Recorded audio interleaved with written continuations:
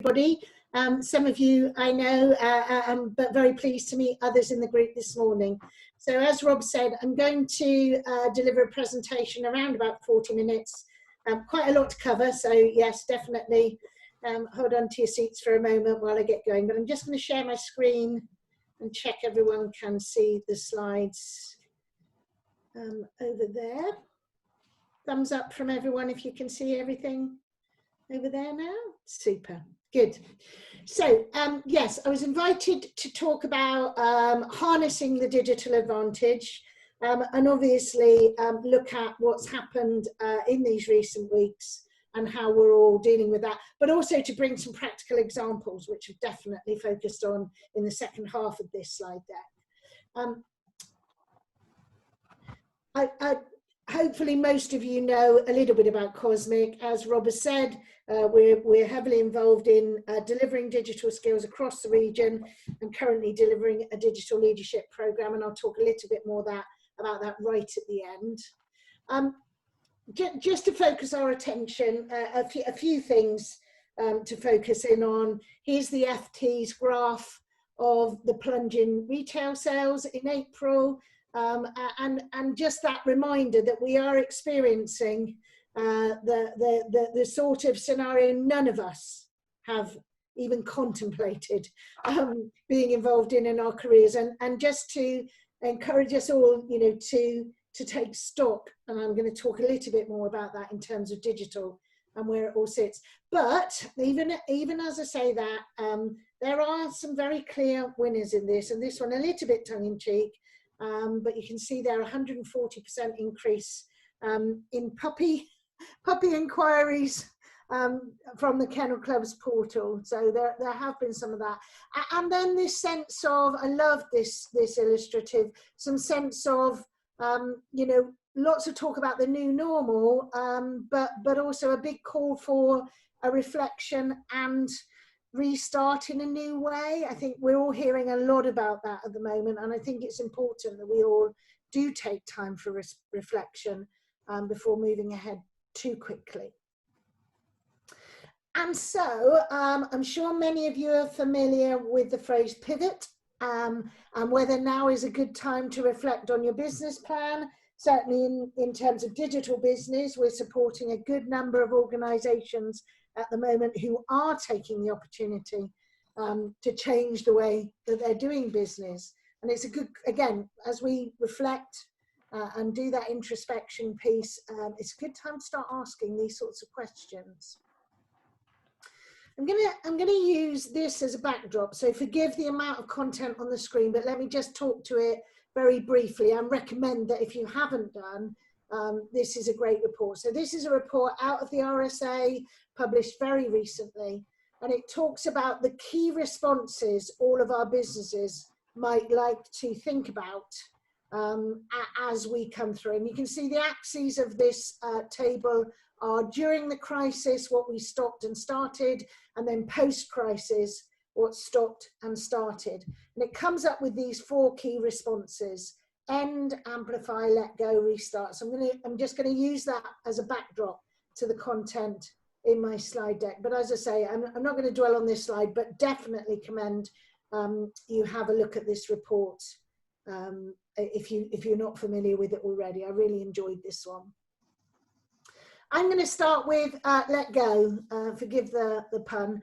But I really want us to start thinking about, what did we stop doing in order to focus on the essential aspects of our business during the crisis? So in other words, what are the things that we stopped doing that we really should just let go of anyway?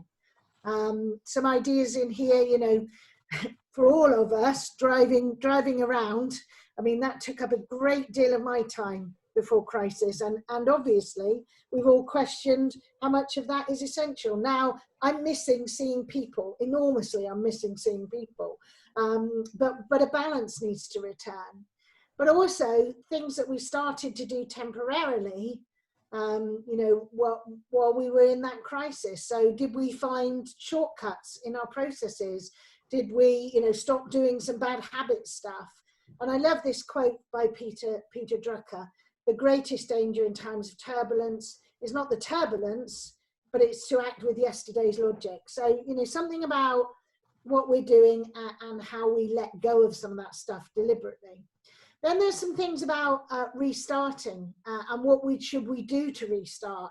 Not just a simple blind copy and paste of the pre-virus approach, but actually looking at things differently. And I'm going to give you some practical examples of these in the digital sense in a minute.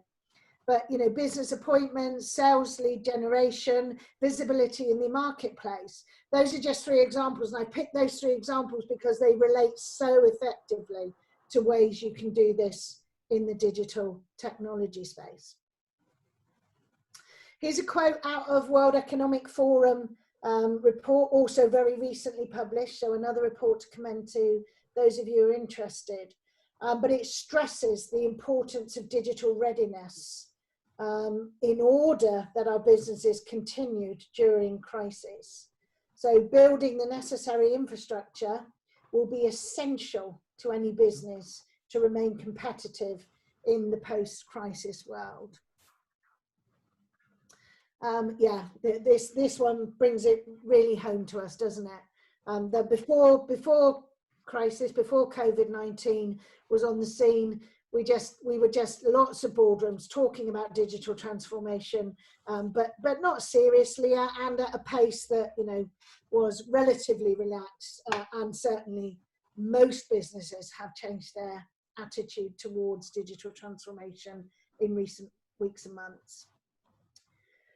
And back to that RSA report. So this identifies 2020 as the year which will be known for that changed the curve, the trajectory for e-commerce and digital payments. You know, are we seeing the period of time that ends the use of cash? So it's a genuine question. You know, before the crisis, that was predicted as probably 20 years away. I think that timescale is a lot closer now. Universal remote working. So in the main, we've been forced into that situation, but will we come out of this with a new attitude and a new motivation to continue our remote and agile working? Of course, we've all become much more proficient at video and voice conferencing. And again, because we had to develop those skills and get on board with it. But also this distributed service model that has escalated very, very radically and rapidly. So, you know, telemedicine, the delivery of goods, and also the decentralized experience. So the ability to be online and connect with, you know, to get on.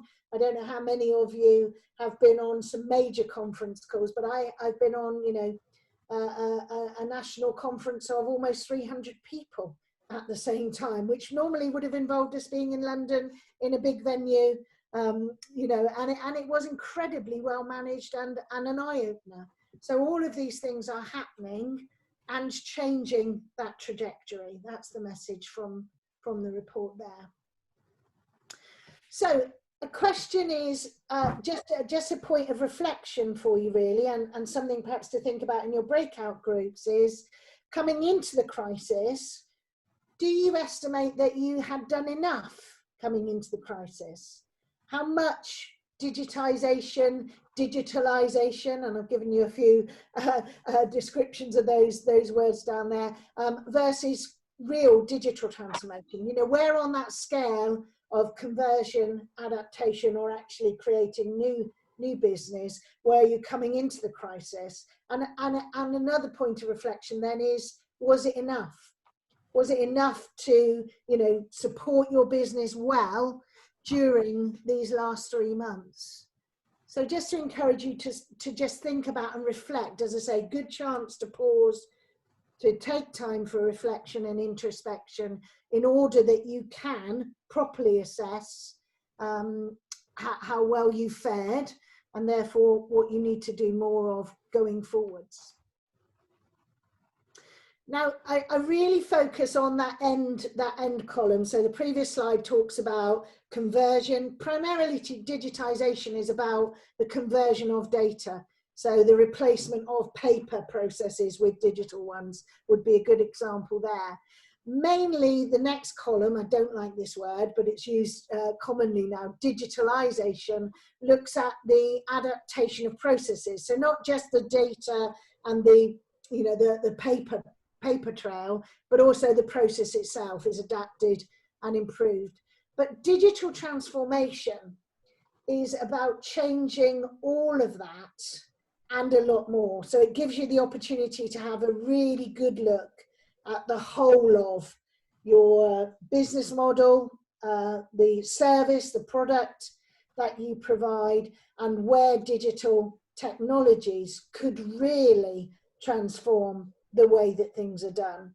So I think this is a really useful illustration on what that might include. So, you know, automation, obviously, but also, you know, the use of predictive analytics, or the use of, you know, e-commerce systems. That's obvious during the lockdown. We've experienced a significant growth there. But, you know, that digital transformation is truly stepping above and beyond simple digitization and digitalization into a revisit of the whole. And most organizations, especially before crisis, were looking at those two columns, digitization and digitalization, as a progression, a steady and an organic progression of business as usual. Whereas digital transformation takes, you know, a good deal of courage, a good deal of time and investment usually, but it is that leapfrog moment. And most businesses in this report were being described as, you know, having a real concern about the digital chasm. So in other words, having the ability to make that leapfrog. So again, reflect on where your business is and where you might sit in this journey of bringing your business forwards. On the program, those of you who are on the Digital Leaders program will have seen this illustrative many times now, because we do keep reminding organizations that historically and in a lot of cases, even now, you know, certainly challenged by the crisis, but even now, a lot of businesses would regard digital or IT or whatever language you use for that support actor, but it's definitely, you know, the business is supported by digital and is seen as at the sideline. So you might, some of your businesses might still have IT team, you know, they might or might have someone in your business who has a role that has the word IT or digital in it.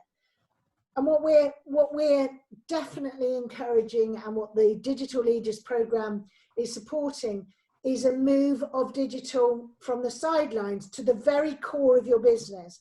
And what we mean by that is that it's you know, pertinent to all of the decision making about your future plans, that it is current and obvious skill set across the workforce, and obviously in the leaders of the business and those who are in key decision making positions in the business. And when we see that move from digital on the sideline to digital in the core of the business, that's where we spot digital transformation and what we call that strategic growth play coming through. So the opportunity that brings, the new mindsets, the innovation that the businesses start to look at, that's what the ambition needs to look like for our businesses over these years ahead. And you know, again, timelines are being revisited as a result of these last 3 months, obviously. I wanted just to talk a little bit about, you know, that RSA report talks about one of the 4 key responses is to end things. And I think we just need to spend some time thinking about all of our staff and what's happened, especially for those of us who are heavily based on office model or pre-crisis, you know, and office, and that accounts for, you know, all professional service businesses, as well as a good deal more. but it is about now reimagining business models as we return and get back to full speed. But it does identify a specific need to change for staff. And although, you know, I'm focusing on digital today, it also requires us to look at the structures in our business in order to serve, because I'm going to come on and talk about the digital dimensions, but we can't just talk about the ways our staff use digital without also recognizing that the structures in our business will need revisiting. So, you know, is your business reliant on a very hierarchical organization structure, or is it flatter, or is it, you know, a matrix system? These things will be important in terms of working with a more remote, you know, not socially together type of organization in the months ahead. Here's a survey out of Buffer, and it specifically asked staff about their experience of remote working. So very current, and you can see the question: what's your biggest struggle with working remotely? And loneliness, you know, and distractions at home. But right up there at the top is the struggle to collaborate and communicate effectively. Now that indicates to me that we do need to revisit those structures and the way that our staff are supported and the skills they have, the digital skills they have to understand how to do good collaboration using digital and good communication. I think the rest are pretty obvious to you, and I think probably we would score very similarly, wouldn't we? A lot of us. Here's a slice from Financial Times last week that I thought it was really important that we also take account of, especially those teams that have been working from home for 3 months now, were heavily reliant on digital technologies. And it's, you know, there is a lot of talk about productivity having actually held up really well, especially in professional services. But this is saying we're not really clear about that yet. And we might have a productivity collapse on our hands over the months ahead as people suffer that exhaustion moment, you know, opt out. We just need to have an eye on what's coming next. And also, you know, this fact that we might be losing some creativity and innovation in our businesses because we're not having that social interaction. So just a word of warning about the other consequences on our staff of this experience of working remotely. Right, I'm going to move on and focus on the Amplify box. So this also was one of those 4 key responses, and this is a lot more practical. So we're going to talk about some examples, but I've also headlined this as, you know, start thinking now about ways to amplify and look ahead to 2021. And particularly, I'm going to encourage us to start thinking now about automation, asynchronous communications, and touchless technology. So I'm going to get very practical and give you some direct examples that we're seeing coming out of, you know, really surging out of crisis mode and promoted very, very heavily. So the first thing to talk about is customer experience. Now, you will all be familiar with a lot of customer experience, especially retail, but more so now hospitality as it reopens, tourism. So they are now establishing new ways to engage with customers, to do pre-booked and pre-planned customer experience. So taking bookings 24/7. So, you know, engaging with systems that support that, reducing the amount of phone interaction and moving that to chatbots and other systems that are on the website. Also integrating far more with social media channels. So, you know, taking advantage of that integration across social media, Facebook, Instagram, Google are the examples there. having a chatbot on websites that is specifically looking at that booking capability, but also gathering client information. So making sure this is not just a one-way street, but also using all of these technologies to gather feedback, to gather sentiment back from customers.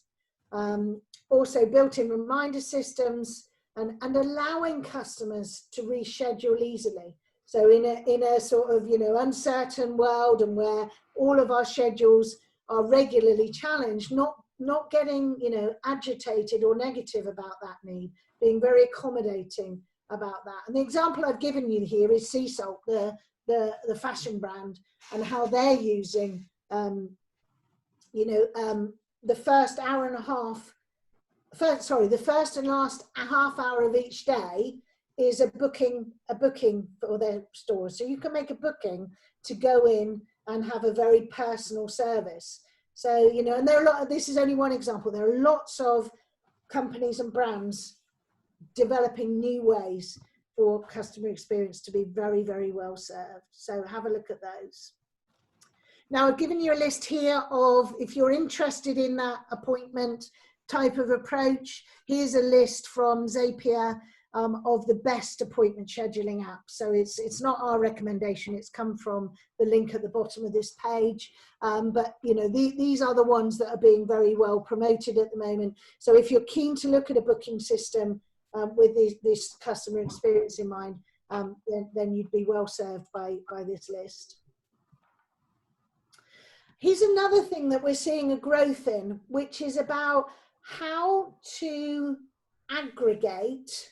So we've all got used to, in lockdown, we've all got used to ordering and getting deliveries. Now that might be, you know, takeaway food deliveries, that might be, you know, our weekly shop being delivered. It might be a specific thing that you've got a lot more used to using a delivery a system. But there are now websites, this is one of them, but there are lots of others emerging now. This one's called Pre-A-Day. And what it does is it takes away the logistics behind the scene of multiple ordering and delivering. So it's a logistics platform that looks to serve multiple orders from us as individual, but also multiple distributions from a locality. So it's very based on a locality, but it could include restaurants, retailers, cafes, bars, and it aggregates up so that the deliveries that go out aren't, you know, one-to-one. They're not, this customer needs this delivery from your business. They actually aggregate up all of the orders, and therefore a van could go out with multiple deliveries to the same locality. And it's one of those innovations that makes absolute common sense, but it's one, if any of you are involved in, you know, that sort of delivery side, definitely recommend that you start looking at the functionality that this website, but also several others, are now looking at, which is about local marketplace and the digital ways in which those can be served. My next one then is away from that sector. This is back to professional services, and a growing number of websites is, again, one example here, Credas, but it's looking at how to remotely onboard clients. So it's actually providing a solution. So for example, for legal or recruitment, estate agents, it's looking at that ways to onboard clients. So this is not necessarily the initiation of a customer relationship. This is how do you do, especially those clients that require ID verification and compliance checks and all of those things. So this is an example of one of these that actually looks to verify identity for organizations that require that level of onboarding. And you can see that it, you know, it has over 4,000 types of identification documents that it can cope with. It goes through a suite of connected services, so it's highly compliant. GDPR, you know, document authentication.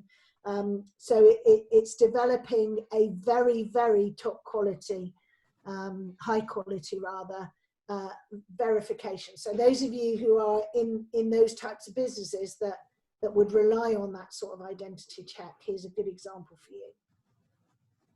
And my next example is one that we all, especially, you know, any of us employing people, we all will recognize that, you know, working in remote teams requires us to think differently about how teams report to us, how we do the induction process. Now, you may well have an existing HR system online that provides you with this, but if you haven't, here's a new one. That's doing really well. You can get a free trial and have a play with it, but it does all of those things about, you know, leave management, sickness management, recording your appraisals. So peoplehr.com and lots of others. As I say, I keep stressing, I've just picked out some samples just as a reminder to you of the sorts of things you might like to use today as an opportunity to say, oh, I really should go off and have a look at some of these things. I'm going to move on then and talk about touchless in particular. So this is evidence from, again, from recent survey. 80% of UK consumers, now have indicated that they will change the way that they engage with publicly available technology in the light of the pandemic. So what we're saying is, you know, the touchless world has also impacted on a lot of touch screen technology that was planned to be deployed or indeed is already deployed. So we've got to start recognizing that we need to revisit and think about touchless experience. So you all know the McDonald's order screens. Well, lots of people are going to be wary of going in and using those screens because of the coronavirus. So we now need to think about what that means out in spaces. So we want touch-free solutions. So 48% of people say they're going to use contactless payments. 25% will use cash machines less and only if absolutely necessary. 20% will do more online grocery shopping. So these are all things that are happening currently, building out of the crisis. So think about things in your own business that you could start to investigate and deploy that will serve a touchless business transaction. So, you know, contactless payments are obvious, mobile payments, but I'll talk a bit about QR codes in a minute because this is a fascinating one. But also other things, sort of voice, gesture, haptics. If you're not familiar with the phrase, it just means touch technology. So, you know, again, just have a think about that. And the example on the image here is Quicksilver. So it's a touchless touch screen that you can use to convert a monitor to make it interactive. So literally people stand in front of the screen, look at it, and their facial movement will be enough to move the cursor or to click buttons. And there is a lot of investment in technology that is about eye movement for accessibility. You know, people who have lack of mobility are very heavily engaged in some of the trials on eye tracking software. So there's a whole lot of stuff going on in this aspect of digital technology at the moment. And of course, we all are familiar with the ultimate touchless technology, which is, you know, the voice control devices. So, you know, whether it's Alexa or Google Home, or whether it's Siri on your phone, then, you know, have a think about whether voice controlled technology has a role to play in your business in the future. Is there something you should be investigating or investing in now for the future that harnesses a voice control device that would give your customers a sense of safety and engagement in a different way? Here's a bit more about facial recognition, and it's a different example. This is an example of technology that's been developed for construction sites. So I thought this was a good one to share. So this has, you know, contactless door entry systems that are based on facial recognition. This has, you know, customer counter that links to a traffic light so that it monitors the number of people in the store. and all sorts of, you know, other ways that facial recognition. But have a look, if you're interested in this sort of technology, here's a link to TouchBite, and that's their set of products that are coming through at the moment and developing very rapidly. As you imagine, the demand on some of these technologies is going through the roof right now. And just now I hinted at QR codes. Now, QR codes are nothing new. These have been around. The ability of mobile phones to scan and recognize QR codes has been around for a good number of years now. So this is not new technology, but in a touchless sense, QR codes are going to make a real resurgence. So some people, you know, have been using them and will say, well, this is nothing new. But just bear in mind that QR codes will now serve a purpose in a different way. So here's an example, you know, of their use in a restaurant sense. So you scan the QR code at the table, it delivers the menu to your phone screen. So you don't have to touch a menu, you don't have to pick up anything, you just scan the code, go and sit down and read the menu there. Now in the more advanced cases, if that menu provision knows that you have allergies, or if you're a diabetic, then it will specifically tailor the menu that's shown to you to suit your nutritional requirements. So that's great. And then when it's time to pay your bill, no need to handle anything else, just scan the second QR code and you can pay via your mobile phone. So QR codes, like you say, not new at all, but they now have a different role to play in our touchless technology. So quite a fascinating journey for QR codes. And so we will, you know, you're familiar with QR codes being displayed, but I think you should expect to see a lot more of these, this type of visual around and about as we start to reopen, and they will definitely serve a new purpose.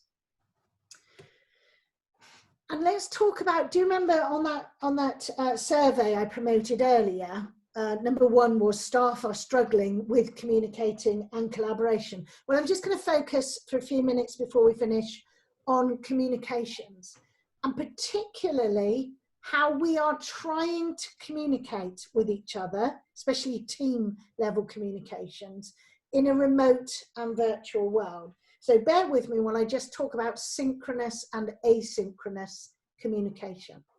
So synchronous communication, and here's the example. I walk up to your desk, I tell you something, you consume the information at the same time that I'm talking to you. This could also apply to telephone calls and meetings for decisions. And what we're trying to do in the main is replicate those old world meetings in the digital world. So we're in the main using our video calls, our phone calls, our use of Microsoft Teams or Slack or the other systems, but we're expecting to do it in that same synchronous fashion. So I tell you something, you're there, you listen to me, we consume and do the dialogue in real time. But what we need to do more of going forwards is to think about an asynchronous communication set. In other words, I need to understand that the time that I write an email is a good example for us, you'll consume that information, and this is the example we can all relate to. So, you know, we all know the burden of email, but you should do that in your own time. And that frees parties up to do things when it best suits them and not to be synced up. Now, I'm not denying that there are some issues that we absolutely, you know, that are urgent and critical that we need to be synced up. But imagine running systems that allow decisions to be made without everybody needing to be there at the same time. So start to think about your use of Teams channels or Slack or Trello, or video recordings of team briefings that allow people to digest and consume the information in an asynchronous, at a time that works for them, not necessarily for you or for the collective. So I think that's the next move for a lot of our organisations, is to start thinking about communications in this way. And it's particularly pertinent, obviously, to those of us who are running businesses that now are doing split shifts or indeed trading internationally. Probably if you trade internationally, you're very used to doing more of the asynchronous communication anyway because of time zones. But it's that attitude of understanding that communication needs a real focus for teams to work effectively and to deploy the digital solutions, Teams, Slack, Trello, and others, in a really effective and meaningful way. And there are a couple of blogs that I've copied into the slides here for you to go off and read and have a further thought about this.